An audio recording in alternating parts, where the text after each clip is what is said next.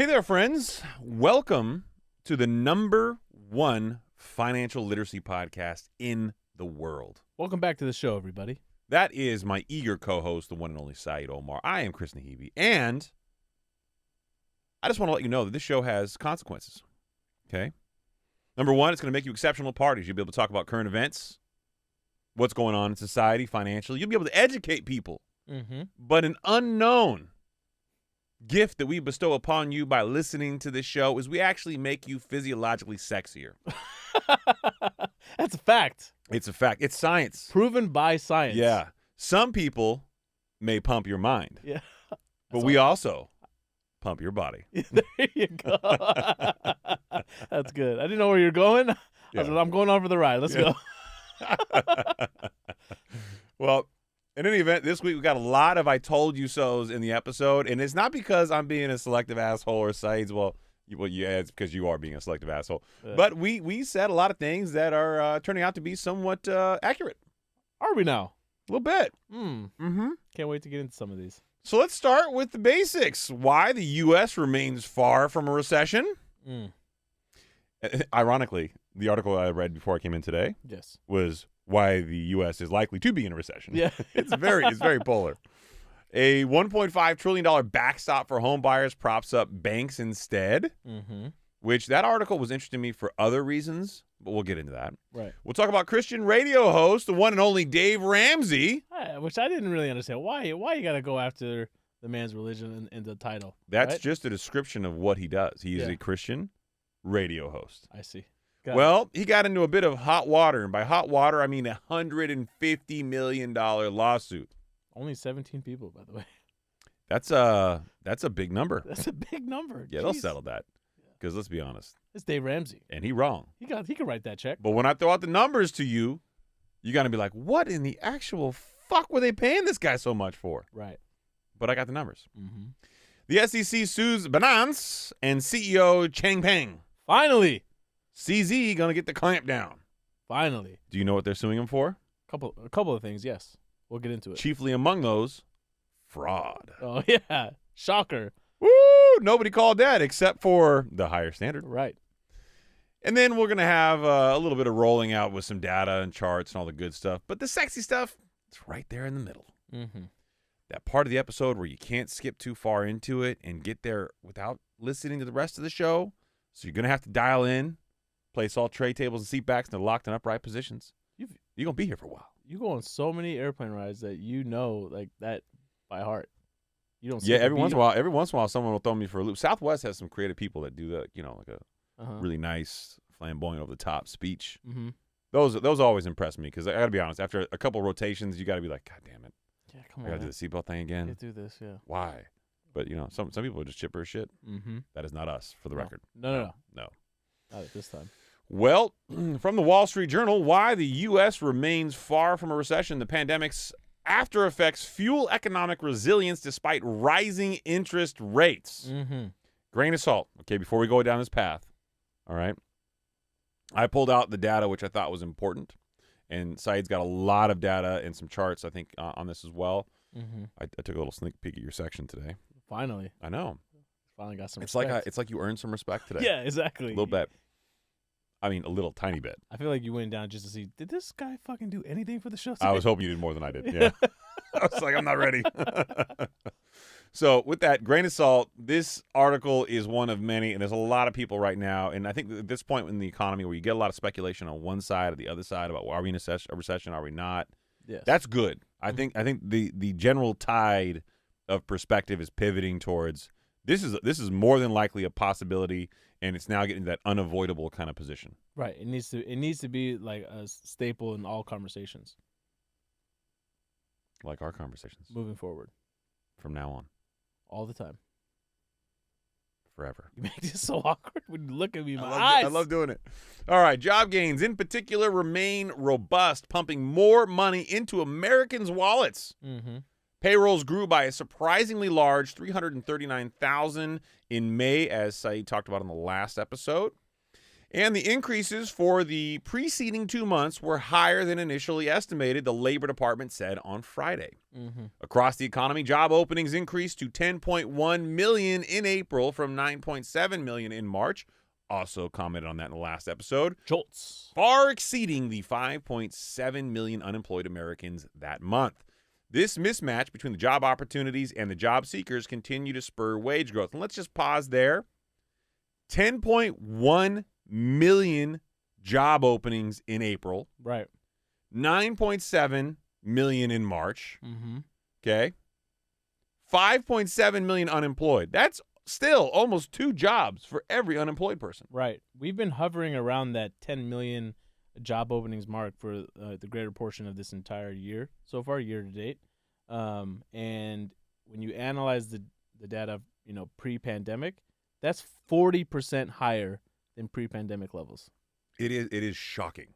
Yeah. And at the same time, average hourly earnings grew at a solid 4.3% in May from a year earlier, similar annual gains in March and April. Yeah. So not only are there more jobs than expected, almost 2 jobs for every unemployed American, but wages are still going up.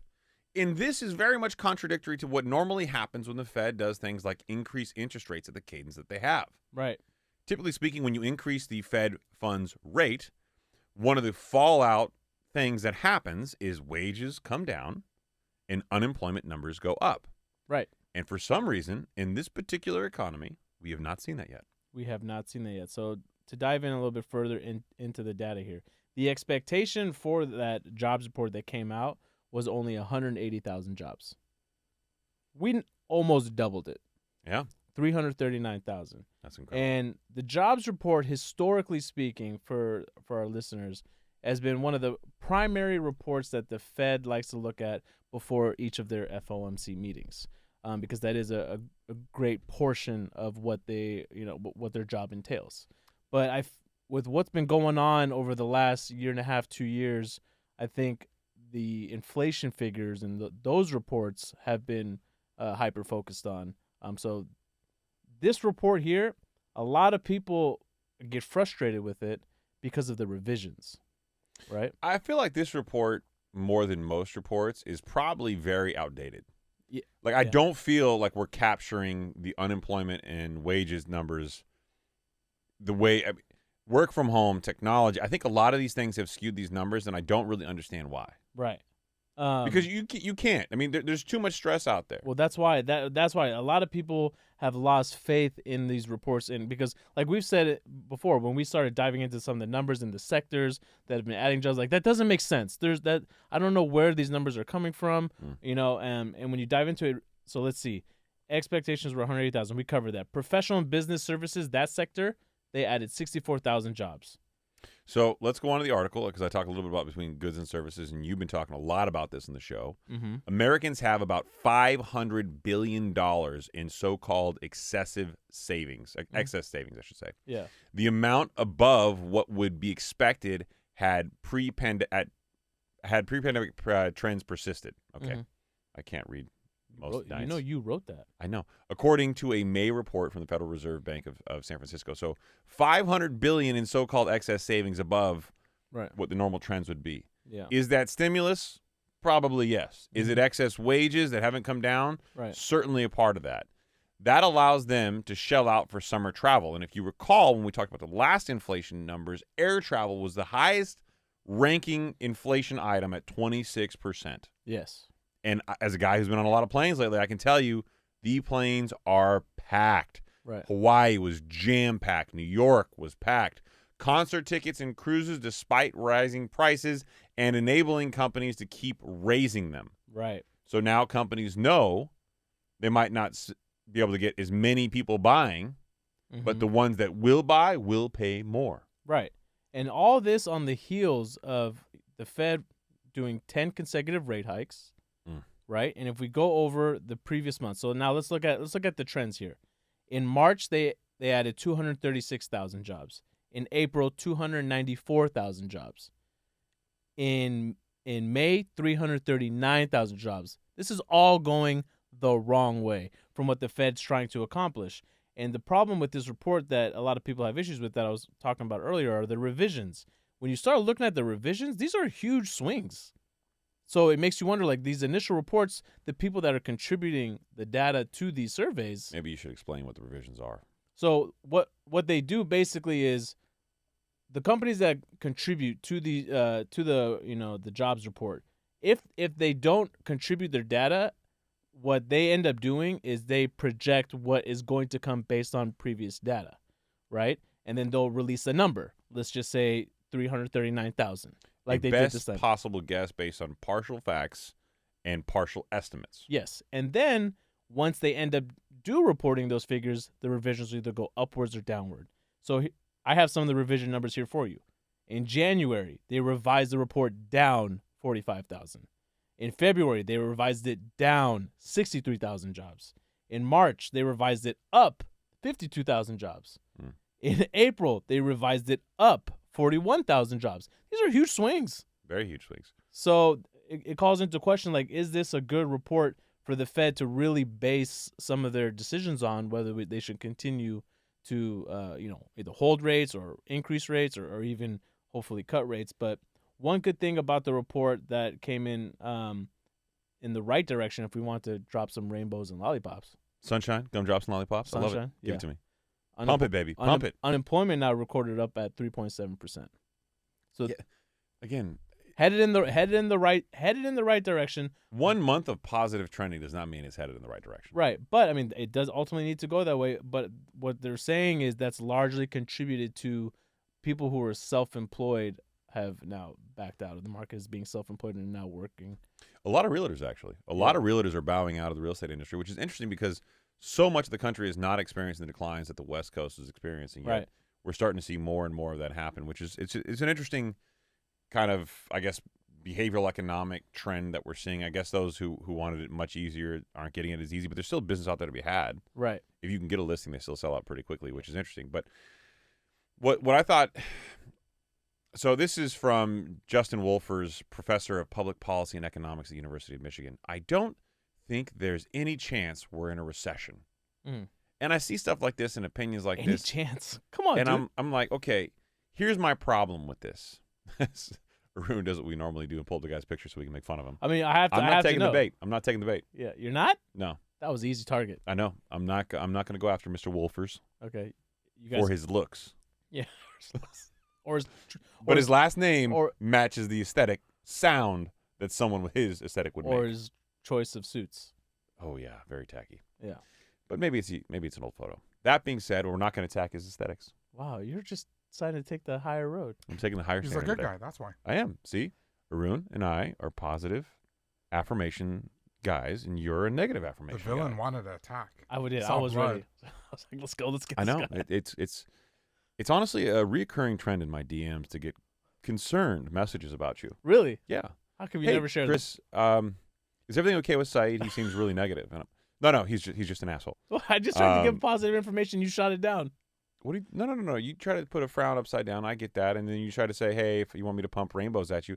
Normally, you don't ask somebody if they want positivity. You just give it to them. Just You get. know what I mean? He just. Okay. Yeah, like you're like, I mean, if you want that shit from me, I'll give it to you, but I don't enjoy it. Okay. So That was reading between the lines a little bit, but that's what you were saying. I do have more negativity if you're. Oh, I up know for it. you do, and I know when we get to the whole cryptocurrency thing, you're probably gonna shit an egg.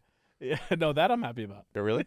Yeah, very Well, happy about. I'm gonna be a negative, messed up motherfucker when we get to the Dave Ramsey part. So let's just all take our times. Yeah.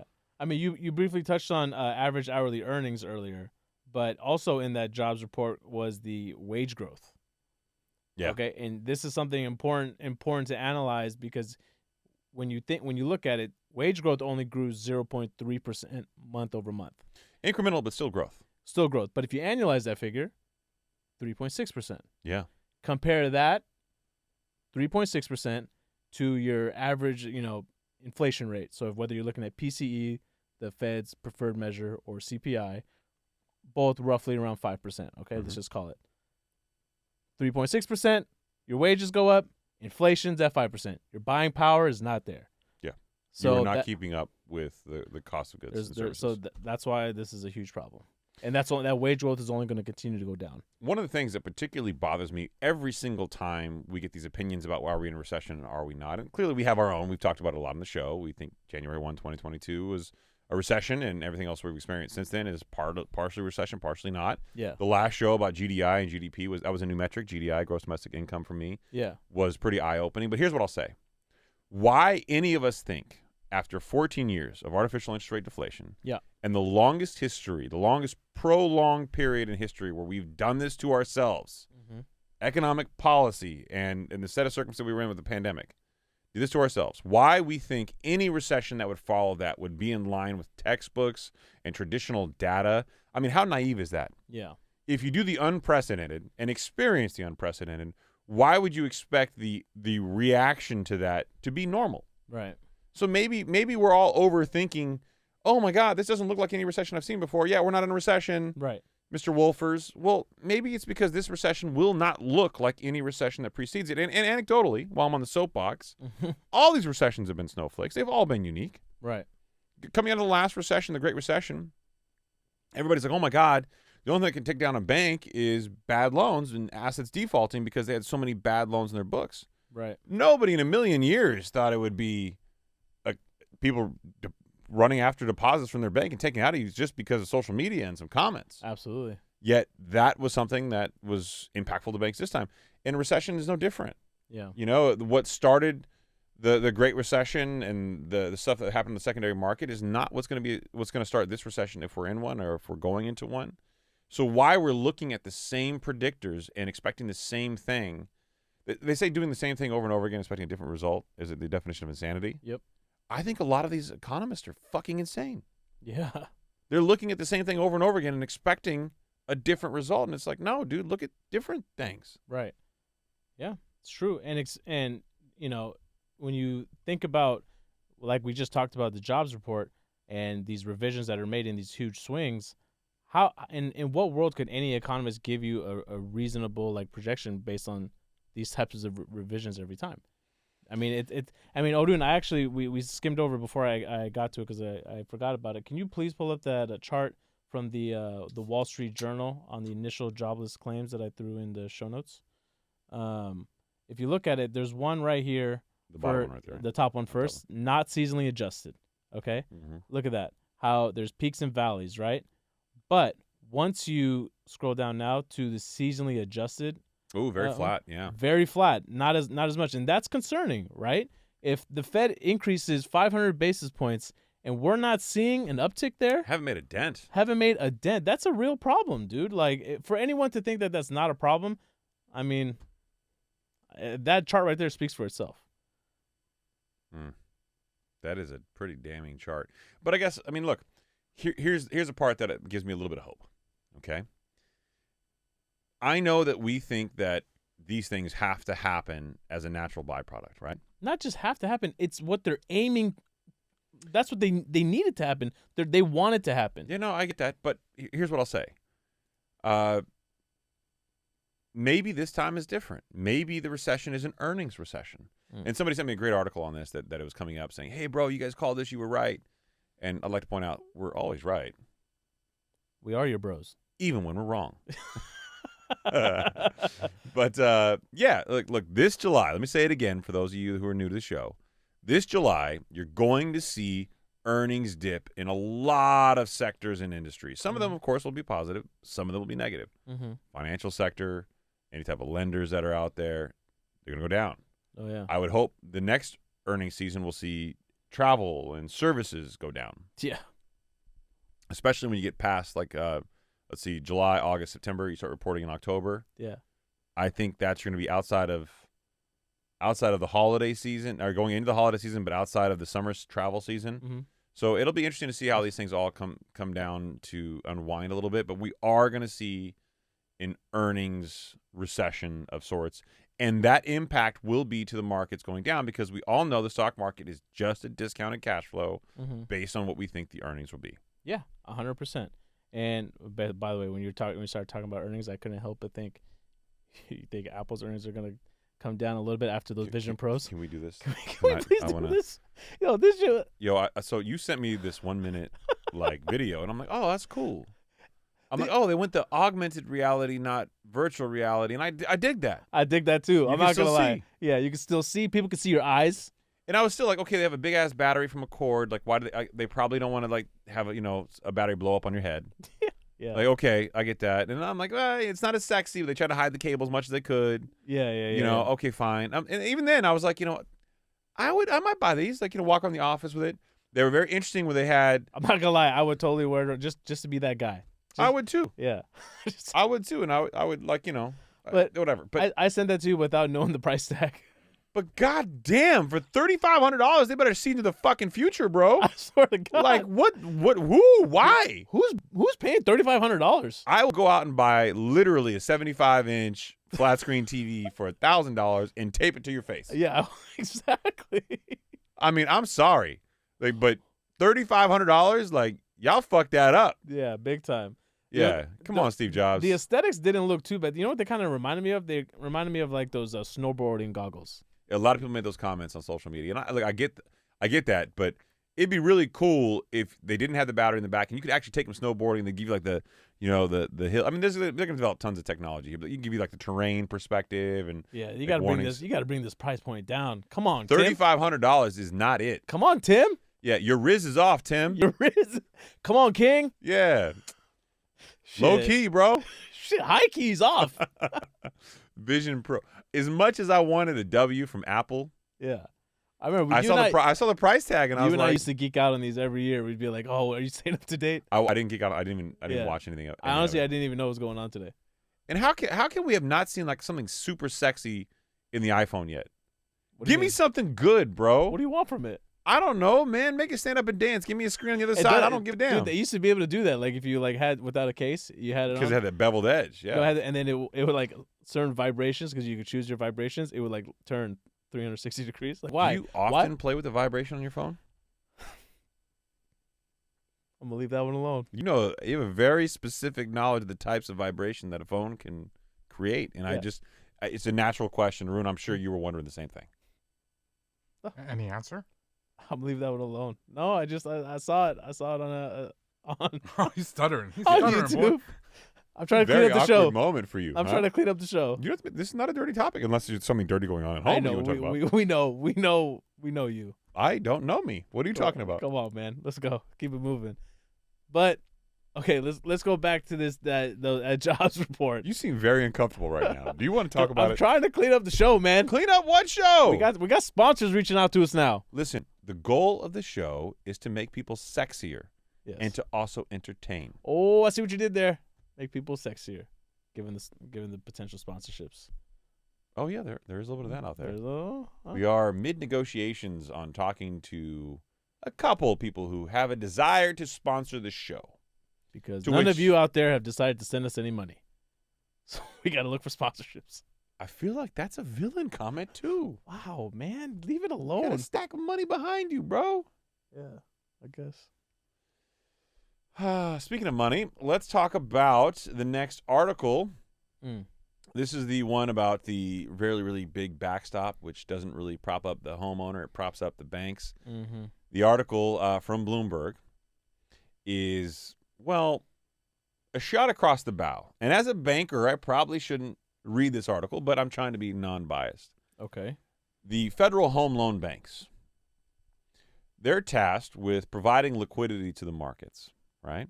Okay. And this article is a great one to read. I'm not going to get into the technicality of how this all works. It's not a quick read, so. It's not a quick read, but it is a really educational read.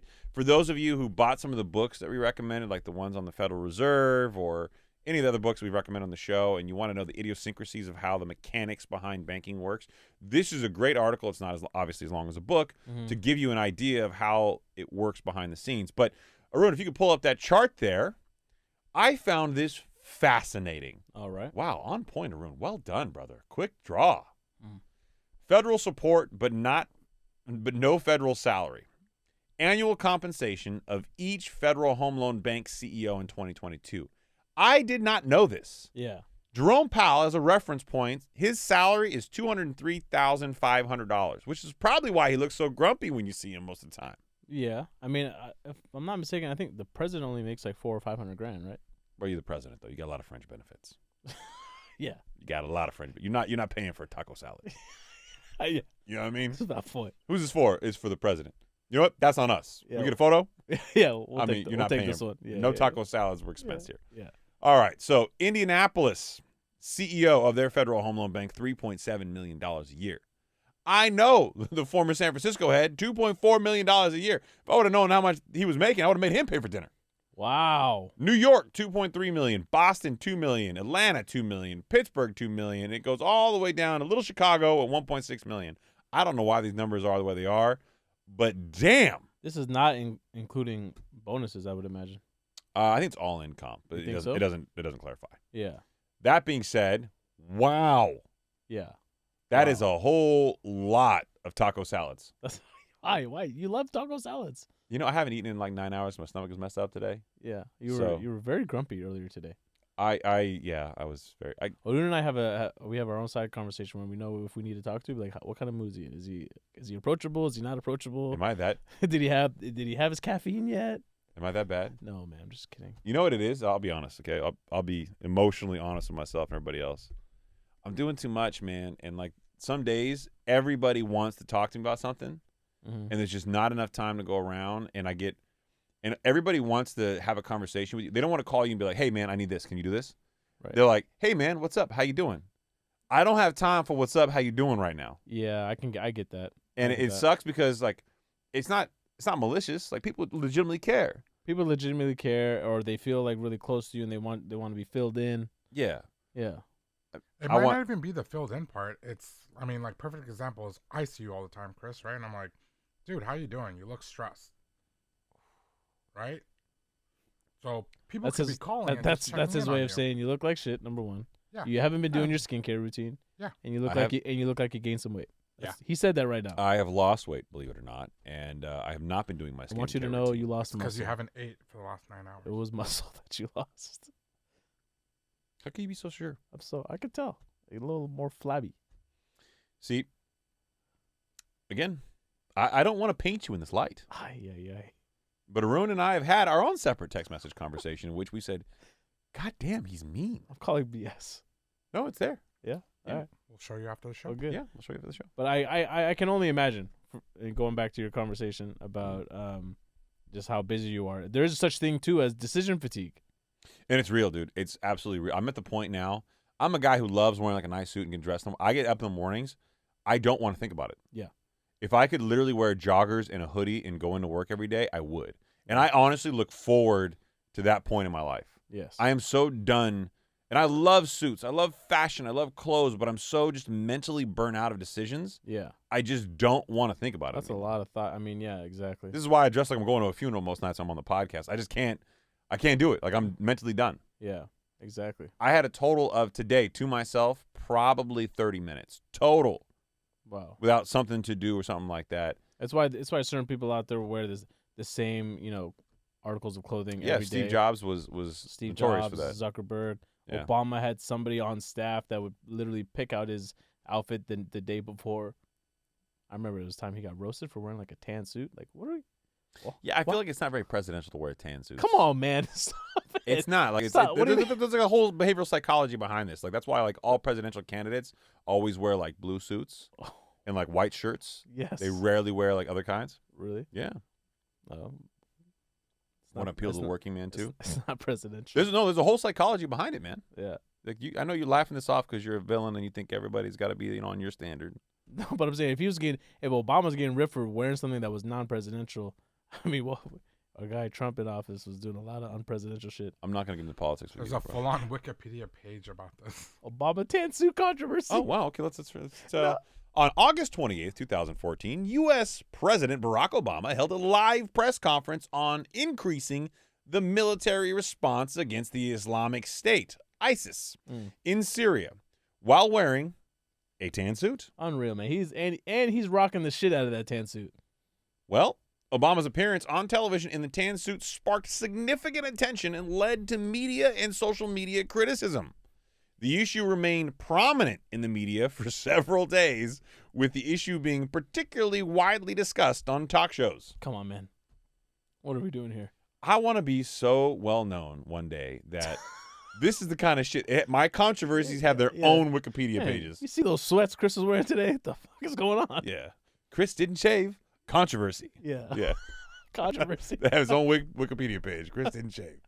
Anyway, if you want to learn about federal home loan banks and how they prop up the system for banks, they are not banks despite popular belief. They function as a way to provide liquidity to banks. Hence the reason why it's meant to prop up for home ownership, but they're actually propping up banks.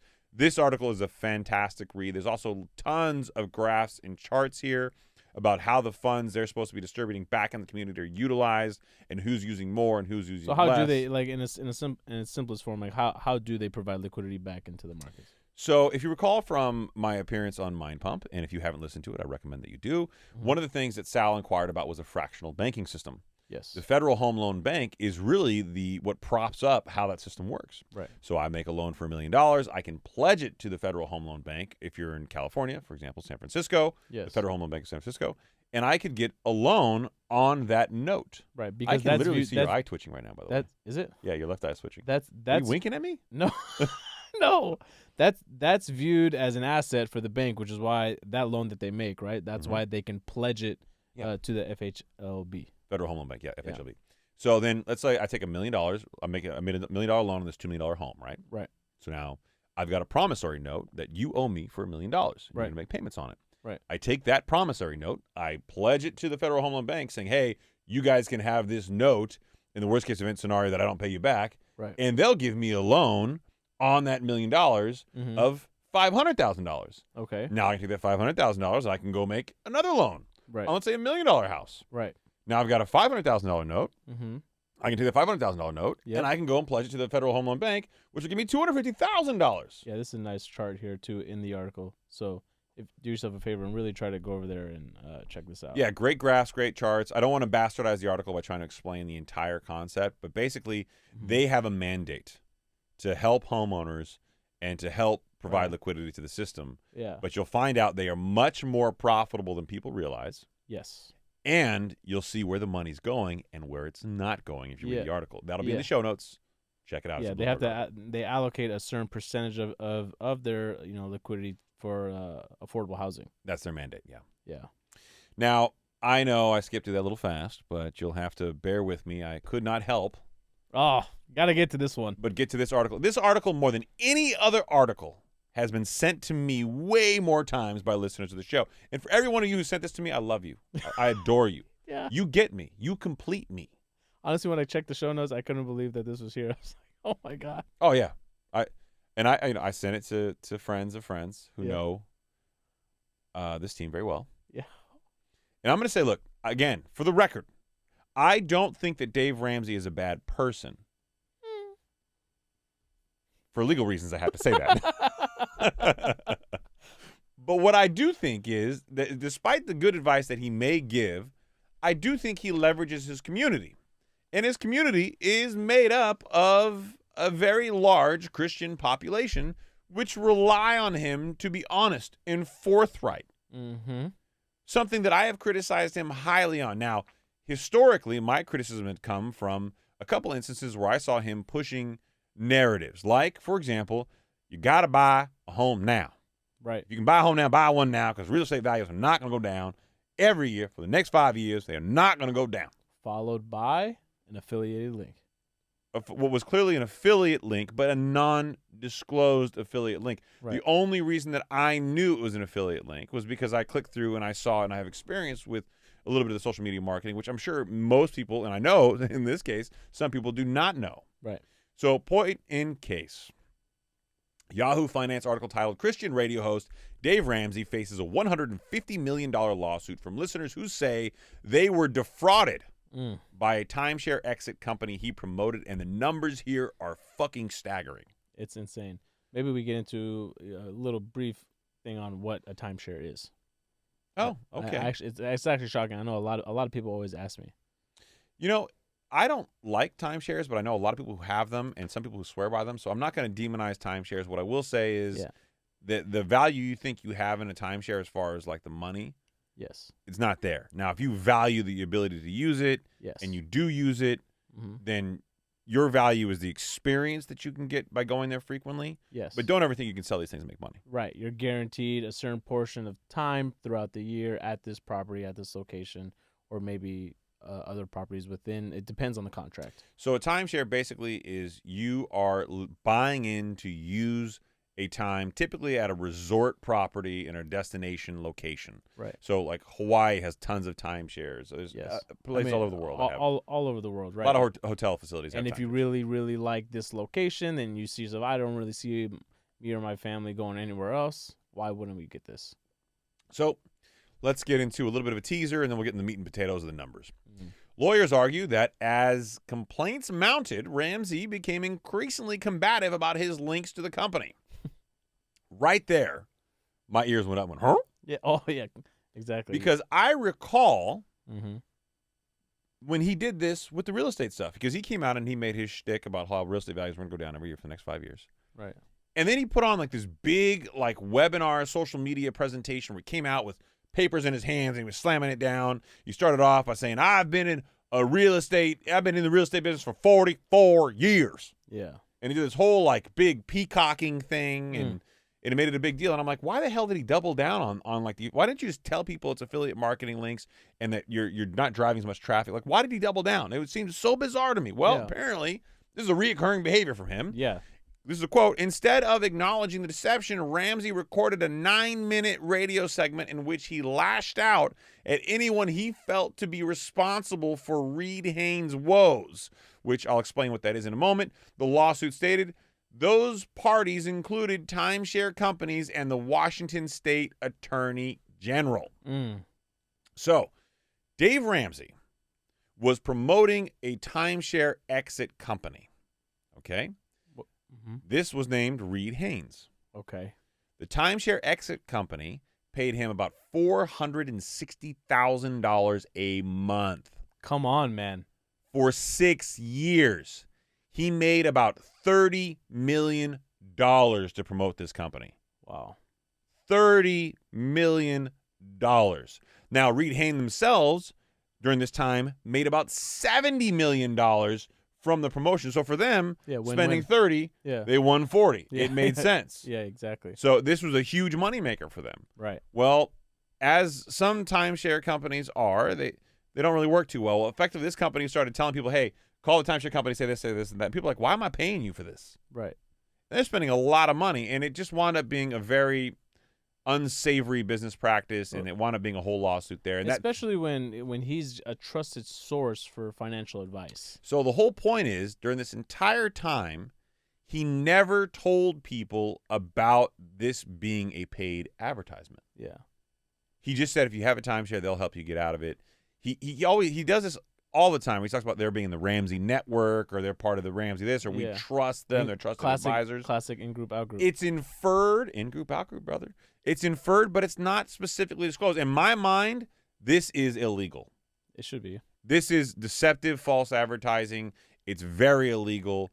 And when you're talking $30 million over 6 years, you're getting paid a shit ton of money to promote this because obviously they're making a shit ton of money from you promoting it. Right. When I actually read the title of this article, I didn't understand that he often uses teachings from the Bible in his show. Because I've actually never listened to an episode of Dave Ramsey. So when they said Christian radio host, I'm like, damn, why y'all attacking this guy's faith? So again, and a big asterisk here. Yeah. Big asterisk. Dave Ramsey is not all bad.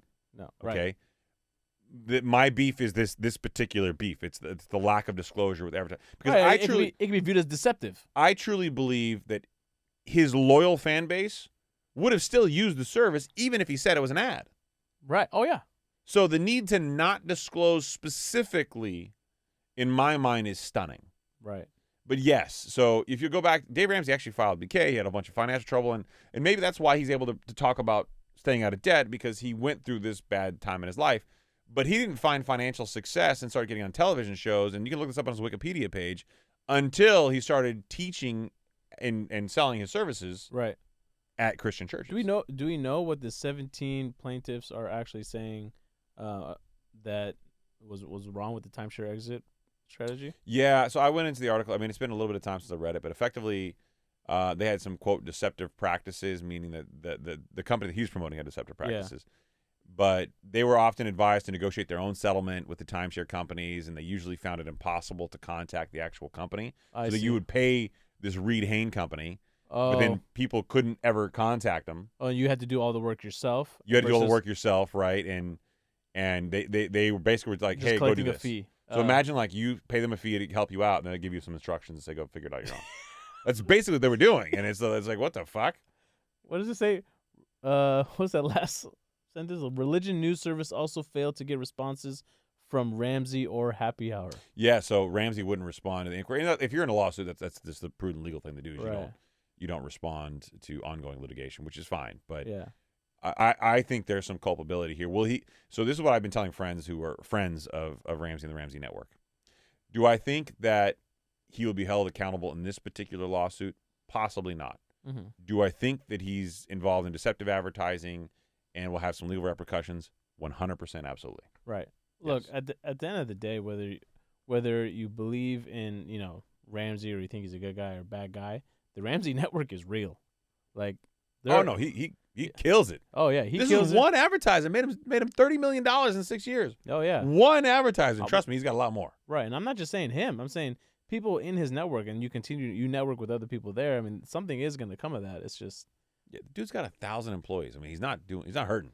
not even a little bit. Yeah. So that being said, I always tell people to take a strong degree of caution when somebody recommends services. Yes. You'll find that on this show, we've rarely recommended anybody. Mm-hmm. And the reason why is in order for us to really do that, it's because we have to truly know that it's not something like this. It's not something like this. And all jokes put aside, like we want to continue to hold that level of high integrity. And if we do, and if we ever do get to that point where we are recommending something, best believe we vetted it out. We've tried it out ourselves. We believe in the product ourselves. I remember an episode, actually an interview that Casey Neistat did, like years back. People were throwing stupid money at him. Bro, and every single time he aired one of his YouTube videos, he had like a whole box. Like he would do like an opening thing. Yeah, mail. People were sending mail or whatever, and no, but people were literally throwing like 6 figures at him. Mm-hmm. And this was in the very beginning when he didn't even monetize his channel. Yeah. He said, "No, I have to make sure that I keep my integrity. Otherwise, what good am I if I don't keep the integrity?" Right? People are going to trust me. That's only going to be short lived. And then once you lose that, it's done. It's over. You know who doesn't have integrity? Any crypto bros? One in particular, one crypto bro. According to CNBC, the SEC is suing Binance and CEO CZ for U.S. securities violation. Oh, boy. Yeah. It's happening. This is a wee bit of a problem. It's about time. God damn, SEC. The Securities and Exchange Commission filed 13 charges against crypto exchange Binance and its co-founder Changpeng Zhao. Right. Alleging that it commingled billions.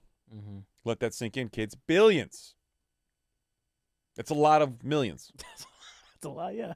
Of dollars worth of user funds and sent them to a European company controlled by Zhao himself. So yikes. Some of the charges that they're actually being charged for, right, is some of your basic stuff. Know your customer, right? We know that because in KYC. banking, KYC, it's in banking, right? You got to know. We actually talked about it, I think, on the previous episode or 2 episodes ago, where it's part of your, BSA, AML, where you got to know where Bank Secrecy Act, anti-money laundering. Yeah, you got to know where the funds are coming from. You got to know your customer. How did they, make their wealth, or how are they currently making their money?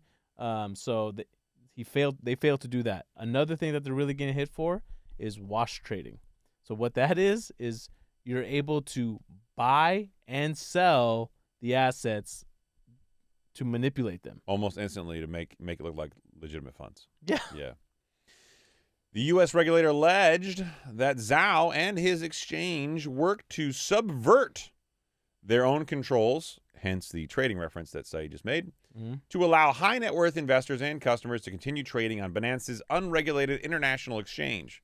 The defendants showed a blatant disregard of federal law, the SEC alleged in its complaint.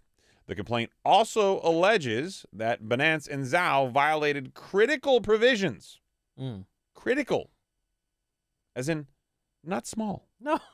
not tiny, No. very concerning provisions of federal securities law, including self-dealing and market manipulation. Yahtzee, kids, those two alone, that lands you in federal fuck-me-in-the-ass prison. Wow. Though Merit Peak Limited, through Merit Peak Limited, which Zhao controlled and owned. Full details, link in bio, but let's just summarize it. Zhao go bye-bye. Yeah. Well, here's the thing. So the SEC finally has come out and done this.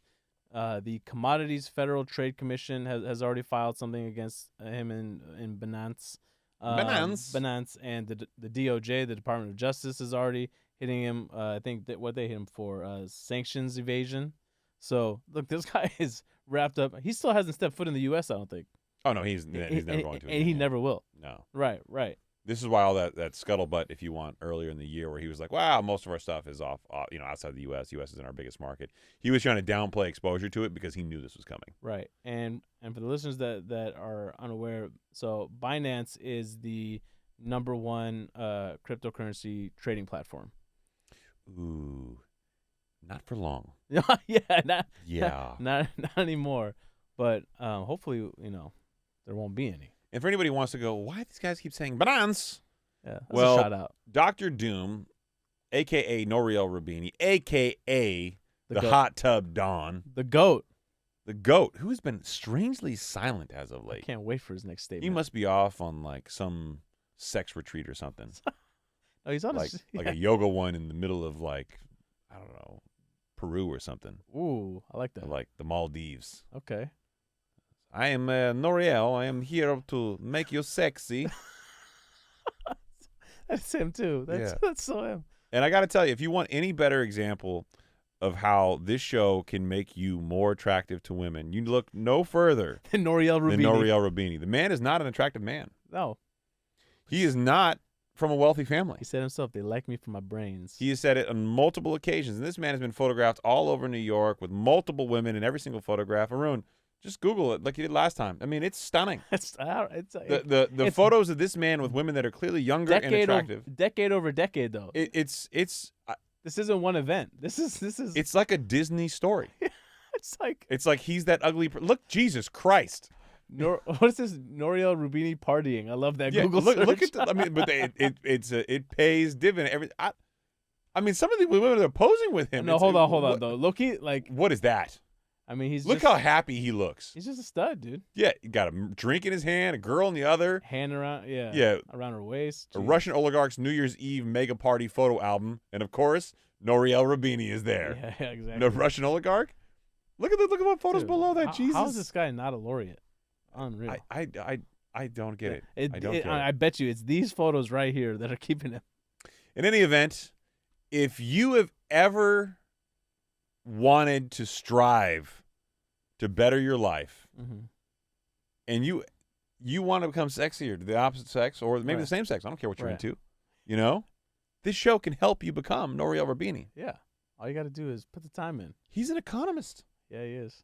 This is what we give you. What do you think? So do you think they're just going to have any, quick impact to the crypto space? I think they're because look, man, crypto markets were down a little bit today, but I don't think I think we looked it up. I think even Bitcoin was down only 4% over the last day or two. But look, if the Federal Trade Commission has already come out against the DOJ, so now it's the SEC. People are still trading on the platform, man. But I guess now they're actually being accused of inflating some of their own, tokens. Well, the problem is as they start to unpack this a lot more, people will.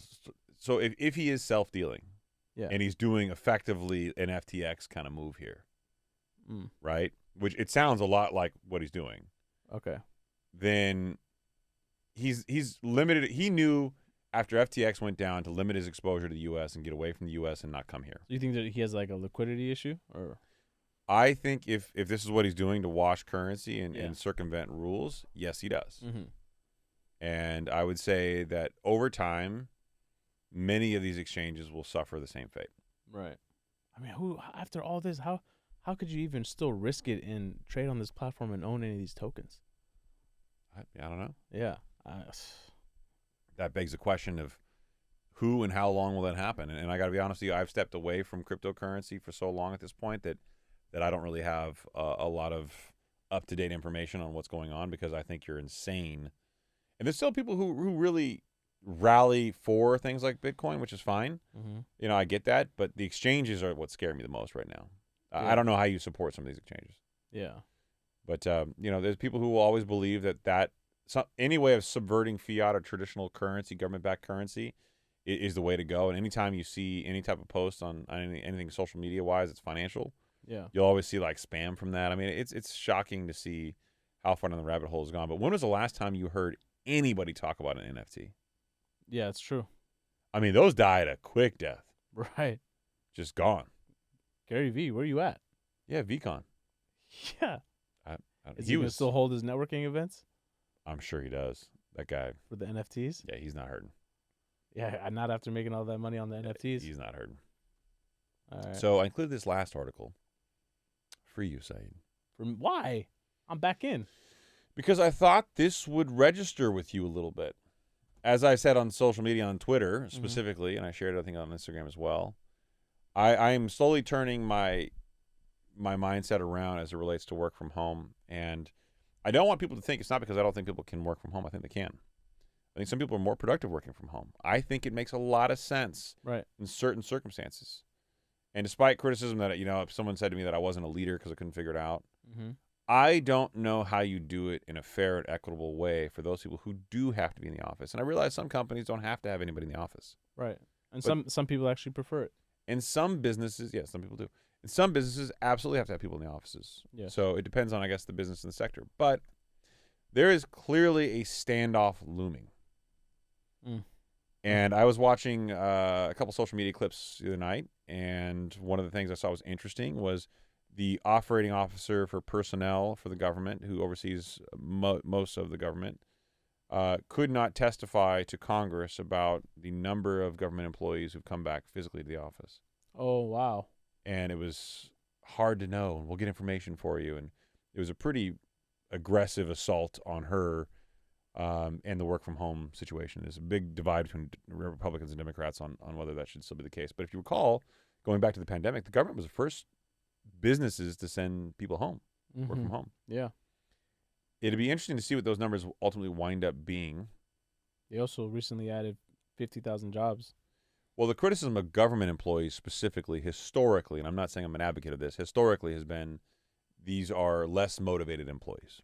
Oh, that's the case, but that's the stereotype. Really? Oh, I've never heard of that.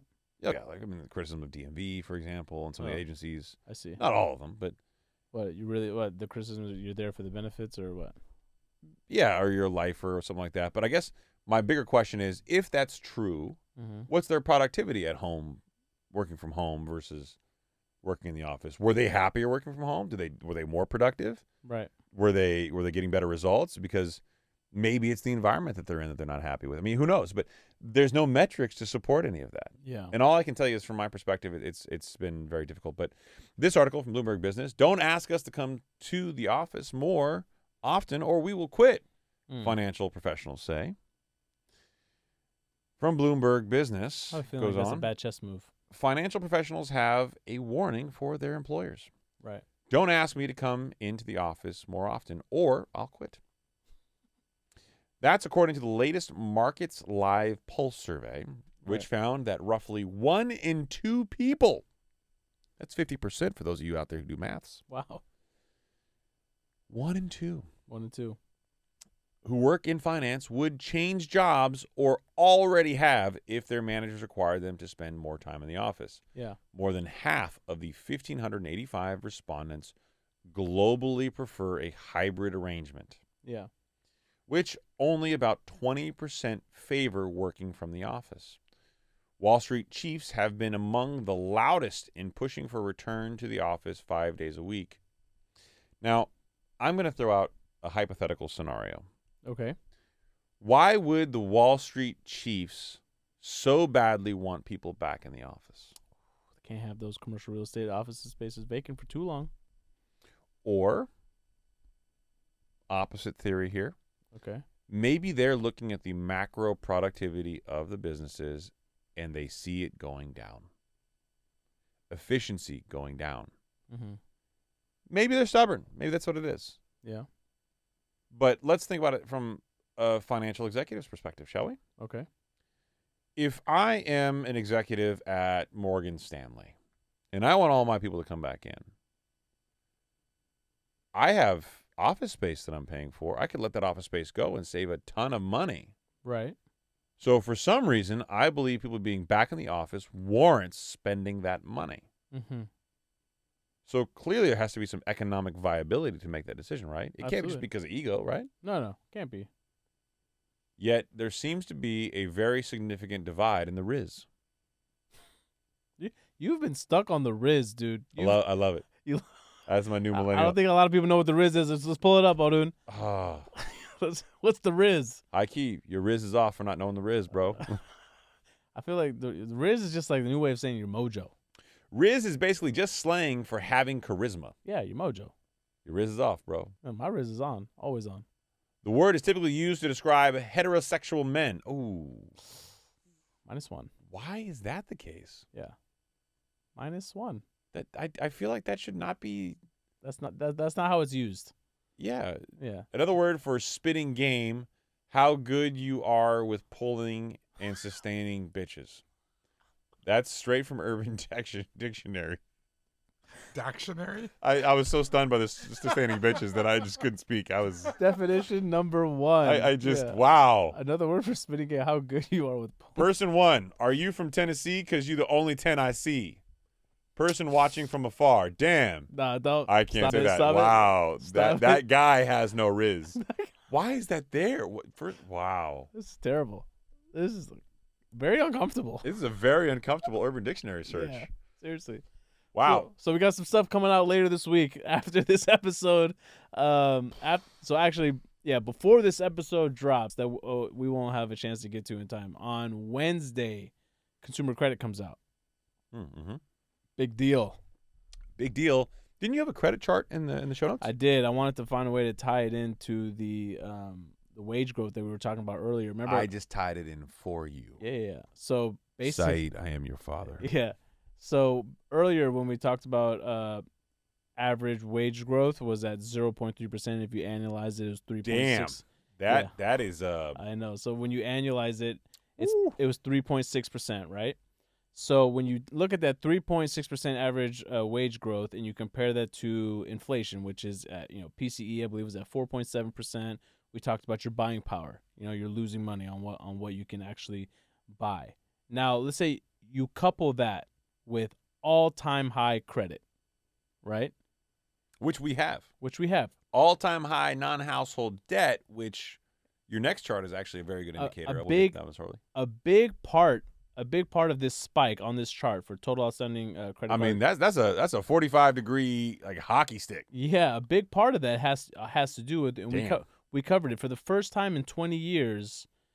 Credit card debt did not go down in Q1 of the year, where people generally get their tax refunds or bonuses, and they apply it down to their credit cards. And so what you'll typically see over the last 20 years is credit card debt will come down a little bit, and then it'll start to creep back up again, because that's what economic behavior is, right? And am I reading this next chart right with auto and credit card debt?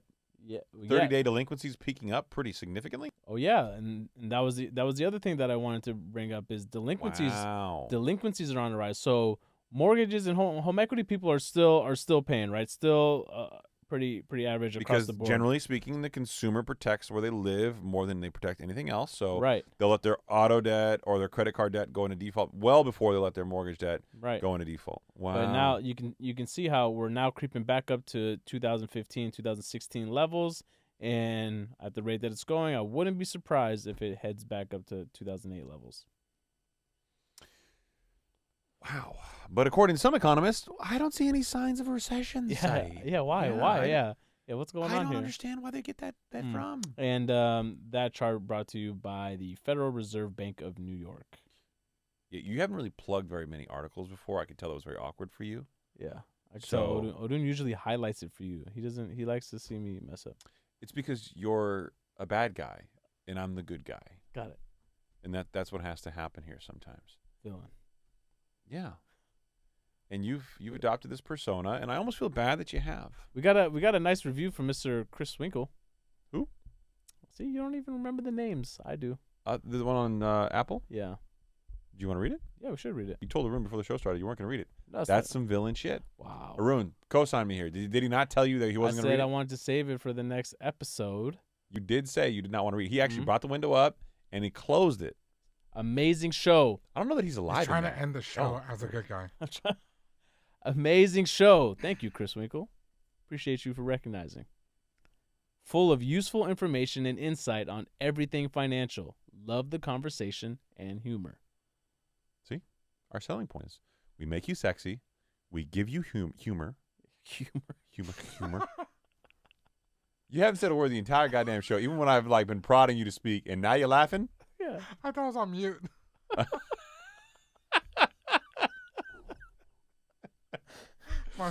I've got an enunciation issue, which is clearly getting worse the longer I'm It's talking not to you that, man. two. It's not your fault. We're here. It's 10:45. Is it 10:45? Yeah. How did you know what time it was? Right there, man. Oh, yeah. There is a clock in the room. Yeah. I never noticed that until just now. Yeah. You're welcome. Do I even work here? Yeah, seriously. Jesus Did Christ. you set up the studio? I don't even think I did. Yeah, well, that's it for this week's episode. I hope you feel sexier because I think you look sexier. And when this episode drops, it's going to drop on Friday. The following upcoming Tuesday, Wednesday, very big days. We'll have CPI will come out, and the FOMC will have their meeting will begin. So we'll see what they do. You want to end the show with a prediction? Yeah, pause and then a rate hike in July. You know that it's spiked up to 70% probability and then went down the next day to a 30% probability. It's been all over the place. But definitely pricing in rate increases. So I'll make a dual-edged sword prediction here. Okay. I'll give you both sides. Both sides. There's somebody I know. There is a Star Wars reference here that I'm blanking on the name, but the guy that had the dual lightsaber thing. What was his name? Odin's got the red face. He's a bad guy. Darth Maul. Darth Maul, yeah. But please don't ever make the hand gesture for the... Yeah, don't do that. Okay, well, side number one. They will pause. Guaranteed. Yeah, guaranteed. I'll go that far. Too much jawboning for them not to. You are obsessed with the word jawboning. Great word. Word of the month. Obsessed. Yeah, jawboning. Oh, God. And prediction number two, the markets will react viscerally positive. Terrible. It'll spike the markets up, and I'll warn you. Mm-hmm. Don't expect that trend to last. Exactly. Yeah. I think Morgan Stanley came out and predicted that the S&P is going to come down another, 15%. You want to know why? Because your boy here, your boy here on the show, your bro, me, yeah, not you, not us, me, wow, was calling for an earnings recession. They know it's going to happen. That's going to bring the market down. I'm out here. This ain't my first rodeo. I've been on these things, man. We're not bad guys. We just know that with some of this positive, hopeful, this just needs to happen. First of all, you are a bad guy. Second of all, you can't even say the word positive or rosy optimistic view. You can't say these words. I can't. Because you stutter because you are negative. Right. It's difficult for you to say it. When things go positively well in the market. See, that didn't even sound normal. I'm just telling you. It sounded very forced. When things go positively well in the market after this hold, this is just going to be more ammo for the Fed to continue to rate hike. And that's what will happen. Stop. Don't you put that juju on me, Ricky Bobby. And here's what's so important about this Fed meeting. With this Fed meeting, they will also release a summary of economic projections. That's a report of their meeting. And what in this report, what it'll show is where all the FOMC members, they will have to vote on where they see the terminal rate at. Mm-hmm. And if that terminal rate now moves, I believe it was 5.1 to 5.4% before. If that now moves upwards closer to, say, 5.75%, wow. Expectations. And we will. Here's a third tri-tip, if you will. We will also not have a unanimous decision this time. This time? For the hold? For the hold. You will not have a unanimous decision. Got it. Well, say it. Say it. Let's go. Tell them. Good night, everybody. You look so sexy. Bye.